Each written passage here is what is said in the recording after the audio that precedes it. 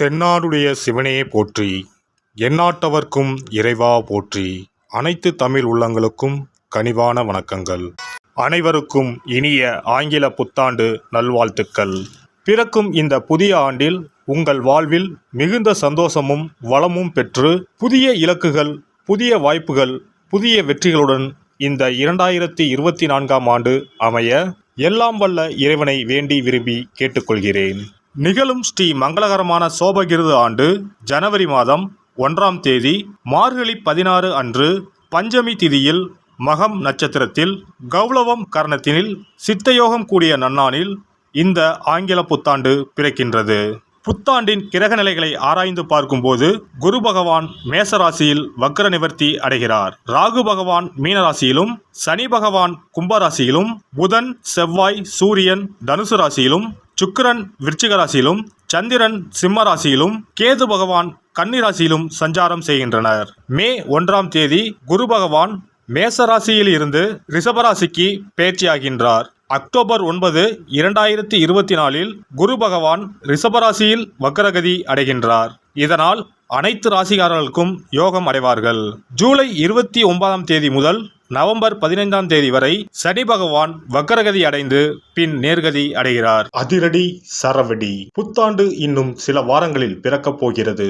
இந்த புத்தாண்டில் நல்ல வேலை கிடைக்குமா, திருமணம் நடைபெறுமா என்று மேசராசியில் பிறந்தவர்கள் யோசிக்க தொடங்கியுள்ளனர். இது பொதுவான பலன்கள்தான். தசாபுத்தியின் அடிப்படையில் நன்மை தீமைகள் கலந்து நடைபெறும். மேசராசியின் கிரக நிலைகளை ஆராய்ந்து பார்க்கும்போது ராசிஸ்தானத்தில் குருவும், புத்திரஸ்தானத்தில் சந்திரனும், சத்ருஸ்தானத்தில் கேதுவும், அஷ்டமஸ்தானத்தில் சுக்கிரன் புதனும், பாக்கியஸ்தானத்தில் சூரியன் செவ்வாயும், லாபஸ்தானத்தில் சனியும், விரயஸ்தானத்தில் ராகுவும் உள்ளனர். குரு பகவான் 5ஆம் பார்வையாக சிம்ம ராசியையும், 7ஆம் பார்வையாக துலாம் ராசியையும், 9ஆம் பார்வையாக தனுசு ராசியையும் பார்வையிடுகிறார். சனி பகவான் 3ஆம் பார்வையாக மேசராசியையும், 7ஆம் பார்வையாக சிம்ம ராசியையும், 10ஆம் பார்வையாக விருச்சிக ராசியையும் பார்வையிடுகிறார். இந்த புத்தாண்டு உங்களுக்கு ராஜயோகத்தை அள்ளித்தரப் போகிறது. ஆண்டின் முற்பகுதியில் குரு சஞ்சாரம் சாதகமாக இல்லை என்றாலும் குரு பார்வையினால் கடன் பிரச்சனைகள் தீரும். இந்த ஆண்டு சனியின் சஞ்சாரம் ராகு கேது பெயர்ச்சிக்கு சாதகமாகவே உள்ளது. இந்த ஆண்டு மே மாதத்தில் நிகழப்போகும் குரு பெயர்ச்சி பலன் சாதகமாகவே அமைய போகிறது. இந்த புத்தாண்டின் தொடக்கத்தில் இருந்தே தொழில் உத்தியோகம் சிறப்படையும்.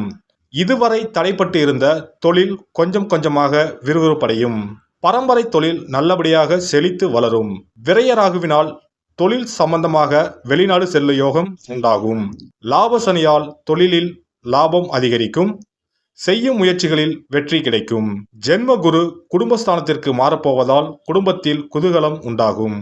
மனதளவில் இருந்து வந்த குழப்பங்கள் படிப்படியாக குறையும். திருமணம் ஆனவர்களுக்கு மகிழ்ச்சியான செய்திகள் கிடைக்கும். தாய்மாமன் வழியில் ஒத்துழைப்பான சூழல் உண்டாகும். கோவில் மற்றும் திருப்பணிகளில் ஆர்வமும் தெளிவும் ஏற்படும். தேவைகளை நிறைவேற்றிக் கொள்வதற்கான சூழல் உண்டாகும். குழப்பமான எண்ணங்களால் முடிவுகள் எடுப்பதில் தாமதம் ஏற்படும். குலதெய்வ நேர்த்தி கடனை நிறைவேற்றுவீர்கள்.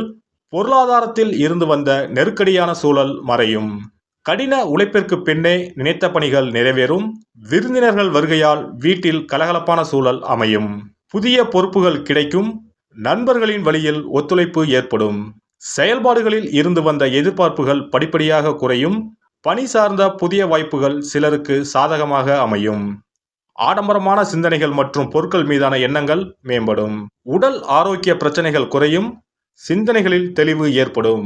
ஆன்மீக பணிகளில் ஈடுபடுவதன் மூலம் நன்மை ஏற்படும். உடலில் இருந்து வந்த எலும்பு பிரச்சனைகள் தீரும். பெண்கள் சூழ்நிலை அறிந்து காரியத்தை மேற்கொள்வது நன்மை பயக்கும். விலை உயர்ந்த பொருட்களில் கவனம் வேண்டும். விளையாட்டான பேச்சுக்களை குறைத்துக் கொள்ளவும். உடன் இருப்பவர்களிடம் கவனம் வேண்டும். தனிப்பட்ட விஷயங்கள் பகிர்வதை தவிர்க்கவும். நம்பிக்கையானவர்களை பற்றிய புரிதல் அதிகரிக்கும். பழக்க வழக்கங்களில் சில மாற்றங்கள் ஏற்படும். உறவுகளை பற்றிய சிந்தனைகள் மேம்படும். மாணவர்கள் கல்வி சார்ந்த பணிகளில் கவனத்துடன் இருக்கவும். புதிய நபர்களின் தன்மைகளை அறிந்து பழகவும். பேச்சுக்களில் விவேகம் வேண்டும். மேல்நிலை கல்வியில் இருந்து வந்த குழப்பம் குறையும். உயர்நிலை கல்வியில் ஆலோசனைகளின் மூலம் மாற்றம் ஏற்படும். தடைப்பட்ட பட்டம் சார்ந்த படிப்புகள் படிப்பதற்கான வாய்ப்புகள் கிடைக்கும். உத்தியோகத்தில் இருப்பவர்களுக்கு அலைச்சல்கள் மேம்படும். சிறு சிறு குற்றச்சாட்டுகள் அவ்வப்போது ஏற்பட்டு நீங்கும். உயர் அதிகாரிகளிடத்தில் அனுசரித்து செல்லவும் ஊதிய உயர்விற்கான வாய்ப்புகள் தாமதமாகும். உங்கள் மீதான வீண் பழிகளிலிருந்து விடுபடுவீர்கள். சக ஊழியர்களிடத்தில் இருந்து வந்த கருத்து வேறுபாடுகள் கட்டுப்பாட்டிற்குள் வரும். உத்தியோகம் சம்பந்தமாக அயல்நாடு சென்று வருவீர்கள். தொழில் வியாபாரத்தில் முன்னேற்றமான சூழல் உண்டாகும். வளர்ச்சிக்கான புதிய திட்டங்களை தீட்டுவீர்கள். பயணங்களால் லாபம் கிடைக்கும். வியாபாரம் நிமித்தமான பழைய சிந்தனைகளால் ஒருவிதமான சோர்வு உண்டாகும். கால்நடை வியாபாரத்தில் லாபம் ஏற்படும். விவசாய பொருட்களின் மூலம் ஆதாயத்தை மேம்படுத்திக் கொள்வீர்கள். வேலையாட்களுடன் அனுசரித்து செல்லவும். மறுசுழற்சி துறைகளில் இருப்பவர்களுக்கு புதிய வாய்ப்புகள் கிடைக்கும். கலைத்துறையினருக்கு வசீகரமும் திறமையும் அதிகரிக்கும். கலைத்துறையில் இருப்பவர்களுக்கு முன்னேற்றமான சூழல் உண்டாகும். கலகலப்பான பேச்சுக்களின் மூலம் பலரின் அறிமுகம் கிடைக்கும். ரசனைத்தன்மையில் மாற்றம் உண்டாகும். எதிர்பாலின மக்களின் விஷயங்களில் சற்று கவனத்துடன் செயல்படவும். வரவை மேம்படுத்துவதற்கு வாய்ப்புகள் அமையும். அரசியல்வாதிகளுக்கு தடையாக இருந்தவர்கள் விலகிச் செல்வார்கள். வித்தியாசமான அணுகுமுறைகளின் மூலம் மாற்றமான சூழல் உண்டாகும். பேச்சுகளில் கனிவு வேண்டும். கோபமான பேச்சுக்களை குறைத்து கொள்ளவும். உடன் இருப்பவர்களால் அலைச்சல்கள் ஏற்படும்.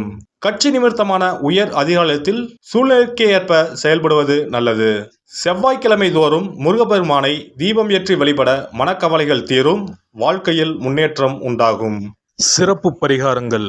வருமானத்தை பெருக்குவதற்கு வருமானம் வந்ததும் அல்லது சம்பளம் வாங்கியதும் அந்த தொகையில் 1% தொகையை தனியாக எடுத்து வைத்து விடுங்கள்.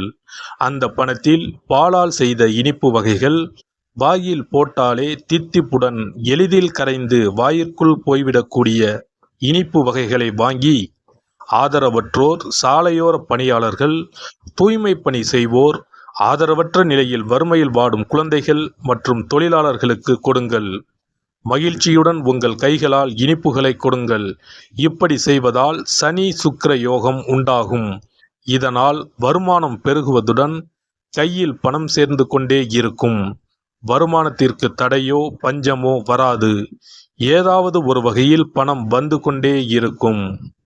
இது தவிர மாத சம்பளம் வாங்கியதும் அல்லது கைக்கு வருமானம் வரும்போது ஒவ்வொரு மாதமும் முதல் செலவாக வீட்டிற்கு கல்லுப்பு, ஊறுகாய் போன்றவற்றை வாங்கி வைக்கவும். கல்லுப்பு, ஊறுகாய் போன்றவை மகாலட்சுமிக்கு மிகவும் விருப்பமான ஒன்று. இந்த பொருட்கள் வீட்டில் இருந்தால் மகாலட்சுமியின் அருள் வீட்டில் இருந்து கொண்டே இருக்கும். எந்த காரணத்திற்காகவும் இந்த பொருட்களை தானமாகவோ கடனாகவோ கொடுக்கக்கூடாது. எல்லாம் வல்ல இறையருளால் நீங்களும் உங்கள் அன்பு குடும்பமும் உடல் நலம், நீலாயுள், நிறை செல்வம், உயர் புகழ், மெய்ஞானம் ஓங்கி வாழ்க வளமுடன். இந்த வீடியோ உங்களுக்கு பிடிச்சிருந்தா லைக் பண்ணுங்க, ஷேர் பண்ணுங்க அண்ட் சப்ஸ்கிரைப் பண்ணுங்க. பக்கத்துல இருக்க பெல் ஐகானை கிளிக் பண்ணுங்க. நன்றி, வணக்கம், வாழ்க வளமுடன்.